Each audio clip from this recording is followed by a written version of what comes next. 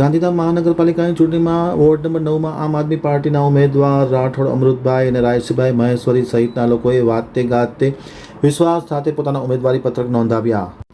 ગાંધીધામ મહાનગરપાલિકાની પ્રથમ વખત ચૂંટણી યોજાઈ રહી છે ત્યારે વોર્ડ નંબર 9માં આમ આદમી પાર્ટીના ઉમેદવારે ચૂંટણી જંગમાં ઝુકાવ્યું છે અને વોર્ડ નંબર 9ની પેનલ તેઓ અંકે કરશે તેવો આશાવાદ વ્યક્ત કર્યો હતો. આજે વિજય મુહૂર્તમાં વોર્ડ નંબર 9ના ઉમેદવાર અમૃતભાઈ રાઠોડ અને રાયશીભાઈ મહેશ્વરી સહિતના લોકોએ આમ આદમી પાર્ટી વતી ફોર્મ ભર્યું હતું અને ફોર્મ ભરતાની સાથે તેઓએ આમતક ટીવી સાથેની વાતચીતમાં માહિતી આપતા જણાવ્યું હતું કે ખાસ કરીને જે અમારા વોર્ડના પ્રશ્નો અણઉકેલ છે તેનો તાત્કાલિક અસરથી ઉકેલ લાવવામાં આવશે અને આમ આદમી પાર્ટી છે એ વોર્ડ નંબર 9ની પેનલમાં વિજય થશે તેવો પણ આશાવાદ વ્યક્ત કર્યો હતો. ફોર્મ ભર્યા બાદ તેઓએ આમ આદમી પાર્ટી વતી સૂત્રોચ્ચારો કર્યા હતા, વિજય ઉલ્લાસ વ્યક્ત કર્યો હતો.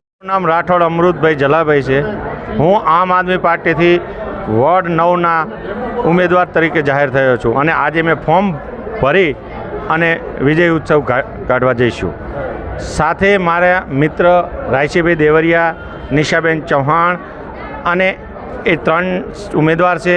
એમની સાથે અમારા નિલેશભાઈ મહેતા અને અમારી આમ આદમી પૂરી ટીમ અમારી સાથે ખડી છે. જય હિન્દ, જય ભારત. મારું નામ રાયસી કે મહેશ્વરી. હું વોર્ડ નંબર 9થી ચૂંટણી લડી રહ્યો છું આમ આદમી પાર્ટી તરફથી. અને અમારા જોડે અમૃતભાઈ છે, નિશા મેમ છે. અમે 3 જણા હમણાં ફોર્મ ભરીને કમ્પ્લીટ કરીને દઈ આવ્યા છીએ. અને અમારું એક નેમ છે અને જનતાને એક જાણ કરવાની છે કે અમે રાજનીતિ કામની કરીએ છીએ. અમારી પાર્ટી કામ કરીને બતાવે છે, એના પછી જ વોટ માંગે છે.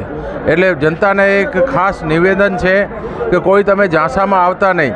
જે કામ કરીને તમારા હિત માટે જીવનના હિત માટે કામ કરતા હોય એવાને જ વોટ દેવાના. અને બીજું, ઘણીવાર એવું થાય છે કે આ સમાજમાં હમણાં એવું એક ક્રેઝ હાલી રહ્યું છે કે ઉમેદવારો છે એ ખાલી જે સમાજના વ્યક્તિઓ મોટા હોય છે એ મોટા સમાજના વ્યક્તિઓને કવર કરી અને